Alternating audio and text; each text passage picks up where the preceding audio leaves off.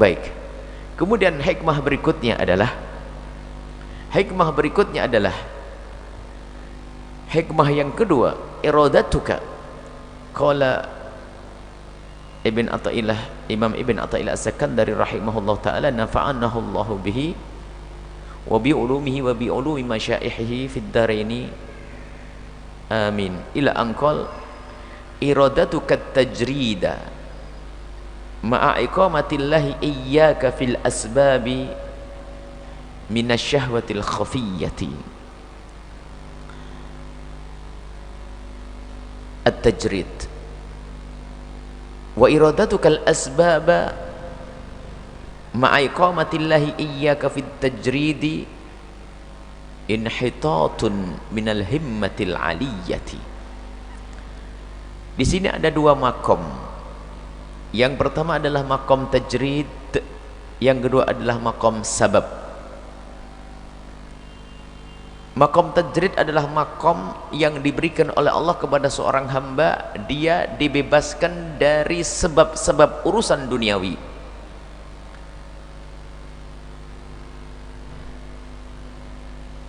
Yang kedua adalah makom orang yang memang diletakkan oleh Allah, seorang hamba tersebut di makom sebab. Artinya apa? Dia oleh Allah diberi beban kewajiban untuk ngurusi orang lain,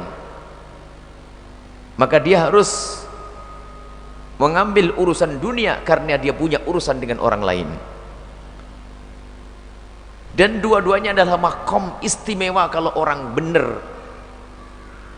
Kalau orang makomnya di makom sebab, maka dia di tempat itu maka dia mulia karena dia telah memasuki makomnya sendiri. Yang berada di makom tajrid dia pun akan mulia karena dia telah memasuki makom yang telah Allah tempatkan untuk dia, Allah berikan untuk dia. Jadi begini, iradatukat tajrid, keinginanmu untuk menjauh dari hiruk pikuk dunia, lalu kamu beribadah saja kepada Allah. Jadi nggak ngurusi dunia, saya ingin dengan Allah saja, nggak ngurusi ini, nggak mau kerja, nggak mau cari duit, saya ingin dengan Allah. Ini adalah tajrid. Kalau kamu menghendaki ibadah saja, berurusan dengan Allah saja, ma'a iqamatillahi iyyaka fil asbab, sementara Allah telah menempatkan dirimu dalam dunia sebab, dalam makom sebab. Artinya apa? Allah telah memberikan tanggung jawab kepadamu, yaitu memudahkan dirimu untuk menikah, kemudian punya anak dan seterusnya. Lah kalau sudah dimudahkan oleh Allah untuk menikah kemudian punya anak, artinya dirimu telah ditempatkan oleh Allah di makom sebab. Lah orang berada di makom sebab kok pengen masuk makom tajrid? Orang makom yang dia harus ngurusi kewajibannya, tak taunya dia masuk masjid iktikaf terus setiap hari, maka sesungguhnya dia telah bermaksiat. Maka dikatakan bahwasanya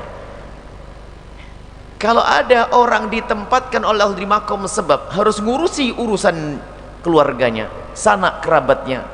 Lah kok kemudian dia ingin mengambil makom tajrid, ingin ngurusi ibadah saja, maka ketahui itu adalah hawa nafsu yang tersembunyi dibungkus dengan ibadah, gayanya ibadah. Ini adalah menggoda sekali ini. Setan melewat ini menggodanya. Misalnya ada orang senang ibadah, oh kalau dilihat sholat di masjid, iktikaf, kelihatannya baik, tapi sesungguhnya dia bermaksiat. Kenapa? Karena di rumahnya ada anak istrinya. Enggak benar seorang suami iktikaf di masjid, istrinya tidak dikasih nafkah, maksiat dia. Itu syahwat tersembunyi, itu hawa nafsu yang tersembunyi di dalam hatinya. Dakwah, ceramah kesana kemari, sebenarnya dia lari dari tanggung jawab ngurusi anak istri. Karena dirimu telah mengambil keputusan untuk menikah kemudian punya anak, maka makommu adalah makom sebab, urusi anakmu, bekerja, cari rizki. Ini, maka kalau orang berada di makom sebab, tekuni makommu ini, dan engkau bisa sampai kepada Allah di makom ini. Maksudnya begitu. Kalau seseorang ditempatkan Allah di makom sebab, lalu dia mengambil sebab dengan benar, maka surganya tinggi dan pangkatnya tinggi dengan makom sebab. Kalau dia mengambil makom tajrid, maksiat.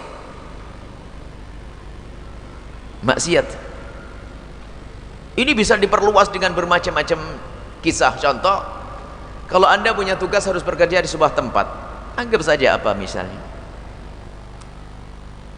kantor pos. Masih ada kantor pos ya? Saya masih anggap saja di kantor mana lah, orang ngantri pengen ngambil kartu apa begitu, tak taunya dia lagi asik baca Al-Quran. Alhamdulillah, maksiat. Ibadahmu ngurusi orang, bukan baca Quran. Sudah ada perjanjian dengan sebuah perusahaan atau toko, hendaknya dia pergi ke toko, kerja di situ untuk mendapatkan gaji setiap akhir bulan. Tak taunya dia apa? Asik-asik di musola baca Quran 5 juz. Maksiat. Maka kalau sudah engkau ditempatkan di makom sebab, tekuni makom sebab, maka surgamu ada di makom sebab dan pangkatmu tinggi dengan makom sebab. Jadi antara makom sebab dengan makom tajrid ini, mana yang lebih unggul? Tidak ada yang diunggul. Yang unggul adalah siapapun yang serius menekuni makomnya.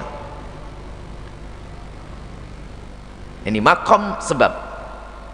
Nanti ada makom tajrid. Lah ada orang sudah sampai makom tajrid, oleh Allah dibebaskan daripada tanggung jawab. Istri nggak punya, anak nggak punya, kewajiban nggak apa-apa.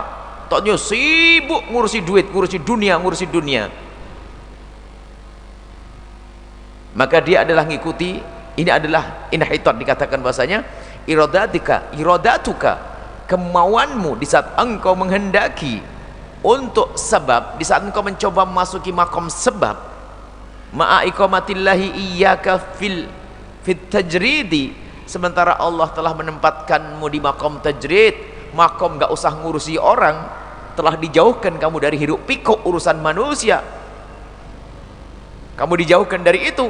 Lah kok ternyata dirimu mengambil ilmu, mengambil makom sebab, maka sesungguhnya engkau telah inhitat, runtuh, jatuh, tersungkur dari makom yang tinggi.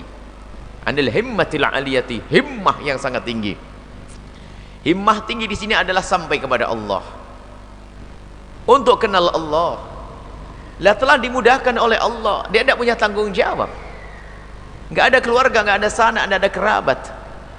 Lah kok ternyata dia sibuk dengan urusan dunia. Dunia pun tidak digunakan untuk menolong saudaranya, bukan meningkatkan kualitas ibadahnya, tidak mendekatkan diri kepada Allah. Maka jelas yang runtuh adalah himmahnya. Dia tidak ingin kenal Allah secara sesungguhnya, runtuh dia.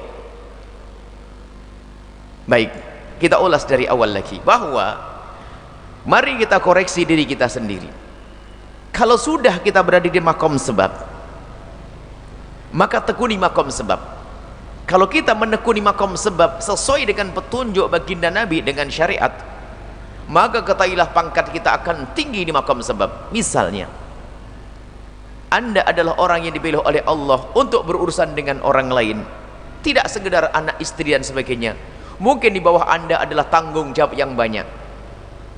Tiba-tiba dikerumunin oleh orang fakir, orang yatim dan sebagainya, sering mengadu kepada Anda, dan Anda punya kemampuan untuk bisa mencari rizki untuk mencukupi mereka. Ternyata Anda bekerja dan bekerja, terserah itu anak yatim, apa pesantren atau apa, Anda mampu di situ, dan memang Anda menjadi tumpuan. Semua orang mengadu kepada Anda, punya tanggung jawab. Di bawah naungan Anda 10, 20, 100, 200. Kalau Anda tekuni ini, maka makommu adalah di sini, tinggi sekali nanti, sehingga dia bekerja, memikirkan usaha, cari duit untuk memberi makan anak-anaknya, santri apa orang yang di bawah naungannya, terus bekerja. Satu saja keluarga yang diberi nafkah, dia mencari rezeki untuk satu istri, satu anak. Ini sudah makomnya tinggi seperti orang jihad di jalan Allah. Bagaimana kalau dia ngurusi orang banyak dan dia menjadi tumpuhan, maka ini makom tinggi. Bayangkan, pahalanya besar. Ini makom.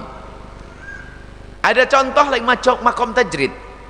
Makom tajrid ini adalah contohnya yang paling mudah adalah santri. Santri yang dengar suara ini. Santri itu sama bapaknya suruh mondok, jangan